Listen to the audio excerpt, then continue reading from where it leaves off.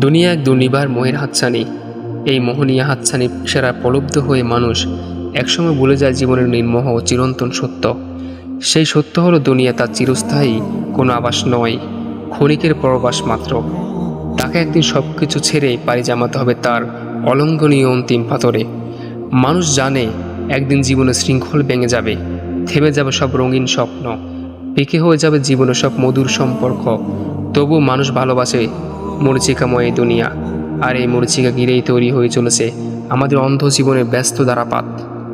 বই যে জীবন মরীচিকা, শাইখ আব্দুল মালিক আল কাসেম। হাসান আল বসরি রাহিমাহুল্লাহ লিখেছেন, মৃত্যু এই দুনিয়ার জীবনের বাস্তবতাকে উন্মুক্ত করছে, এবং সেই বাস্তবতা কোনো জ্ঞানী ব্যক্তির জন্য এখানে আনন্দ অনুভব করার কোনো সুযোগ নেই। দুনিয়ার জীবন হচ্ছে এক খণ্ড জমির মতো, যেখানে মানুষ আখিরাতের জন্য বীজ বপন করে। কাজে দুনিয়ার জীবনে কাটানো উচিত আল্লাহর ইবাদত ও আনুগত্য। যতটুকু সম্ভব নেক আমলের মাধ্যমে এখানেই পরকালের পথেও সংগ্রহ করে নেওয়া উচিত। ফুজাইল ইবনে ইয়াজ রাহিমাহুল্লাহ বলেছেন, আল্লাহ সব রকমের অনিষ্টকে একটি গড়ে একত্র করেছেন এবং দুনিয়ার ভালোবাসাকে এই গড়ের ছাবি বানিয়েছেন। অপরদিকে সকল কল্যাণকে তিনি একটি গড়ে একত্র করেছেন এবং দুনিয়া বিমুখতাকে এর ছাবি বানিয়েছেন। সালাফদের কারো কারো বয়স যখন 40-এ পৌঁছাত, তখন তারা তাদের বিছানা গুটিয়ে রাখতেন, অর্থাৎ তারা সারা রাত ইবাদতে থাকতেন। রাতের একটি অংশ ঘুমাতেন, তারপর সালাত আদায় করতেন, তারপর কোরআন তেলাওয়াত করতেন। এভাবে তারা সারা রাত কাটিয়ে দিতেন। সেই সময় থেকে তারা তাদের জীবনের যে অংশ অতীত হয়ে গেছে সেই অংশের ভুল ত্রুটি সংশোধন করা শুরু করতেন এবং ভবিষ্যতে যে সময় আসছে তার জন্য প্রস্তুতি গ্রহণ করতেন। আব্দুল্লাহ ইবনে সালামা রাদিয়াল্লাহু তাআলা আনহুম বলেছেন, তোমরা হাসি তামাশায় মত্ত, অথচ তোমাদের কাপন হয়তো ইতিমধ্যে তৈরি হয়ে দোপার কাছে চলে এসেছে। মানুষ তাদের আসন্ন পরিণতি সম্পর্কে সম্পূর্ণ অচেতন অবস্থায় দুনিয়ার জীবনে হাসি তামাশায় মত্ত থাকে। তারা তাদের জীবন গড়ে তোলে প্রলয়নকারী বন্যা ডলের পথে, অথচ তাদের জানা উচিত ছিল জীবন ফুরিয়ে আসার পূর্বে দ্রুত নেক আমলের প্রতি ধাবিত হওয়া। তাদের জানা উচিত যে এমন কেউ আছেন যারা প্রতিটি নিঃশ্বাস গুণে রাখছেন এবং তাদের সাথে সাক্ষাতের প্রস্তুতি নিচ্ছেন। তাহলে কি লাভ এত হাসি তামাশা আনন্দ করে? ইয়াহইয়া ইবনে মুআজ রাহিমাহুল্লাহ বলেছেন, জীবন কর্মব্যস্ততার জায়গা আর আখিরাত হচ্ছে আতঙ্কের জায়গা।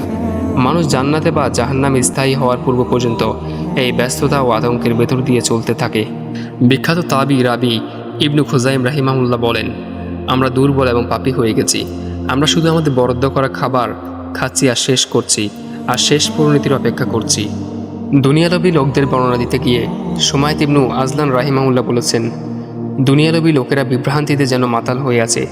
তাদের মধ্যে যে বাহনে আরোহী সে তার বাহনকে দ্রুত চালাচ্ছে, আর যার বাহন নেই সে দৌড়াচ্ছে। তাদের মধ্যে কে ধনী কে গরিব, কেউ দুনিয়া নিয়ামত পেয়ে সন্তুষ্ট হচ্ছে না।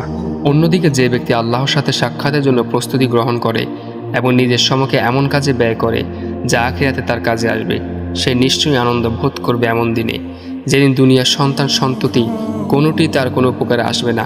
সেটি এমন এক দিন যেদিন সব আমলের বিস্তারিত বিবরণ তার হাতে চলে আসবে। হৃদয়গুলো আতঙ্কে কাঁপতে থাকবে এবং মানুষ দিশেহারা হয়ে যাবে। লোকদের দেখে মনে হবে এরা বুঝি মাতাল, অথচ তারা আদৌ মাতাল নয়, বরং আল্লাহর শাস্তি অত্যন্ত কঠোর বলেই তাদের এমন দশা। মুহাম্মদ ইবনুল কাইয়িম হানাফি রাহিমাহুল্লাহ বলেছেন, যেসব জিনিস আল্লাহর সন্তুষ্টি অর্জনে কোনো কাজে আসবে না সেসব অবশ্যই ধ্বংস হয়ে যাবে। যে ব্যক্তি শুধু দুনিয়ার ভোগ বিলাসের জন্য এই দুনিয়াকে ব্যবহার করবে, তার সেই ভোগ বিলাস শেষ হয়ে যাবে তার শেষ নিঃশ্বাসের সাথে সাথে। সেই ভয়ানক মুহূর্তে দুনিয়ার এই জীবন তাদেরকে ত্যাগ করবে, তাদের থেকে পালিয়ে যাবে। আর যে ব্যক্তি নিজের জীবনকে ব্যবহার করবে আখিরাত এবং জান্নাতে পৌঁছানোর পথ হিসেবে, নিঃসন্দেহে তার অনুসৃতের পথেই প্রকৃত পথ। আল্লাহর দয়া এবং সন্তুষ্টি তাকে দিক নির্দেশনা দিয়ে শান্তির আলোয় নিয়ে যাবে। আলী রাদিয়াল্লাহু তাআলা আনহুকে এই দুনিয়ার জীবন সম্পর্কে জিজ্ঞাসিত করা হলে তিনি বলেছিলেন, তোমার কাছে কি আমি এই বিবরণ দেব? বলো। যারা এখানে আরামায়েশ করে থাকে তারা নিরাপদ বোধ করে, যারা অসুস্থ হয় তারা শোকাতুর হয়ে পড়ে, যারা গরিব হয়ে যায় তারা দুঃখ পায়, যারা সম্পদশালী হয়ে ওঠে তারা পরীক্ষার সম্মুখীন হয়।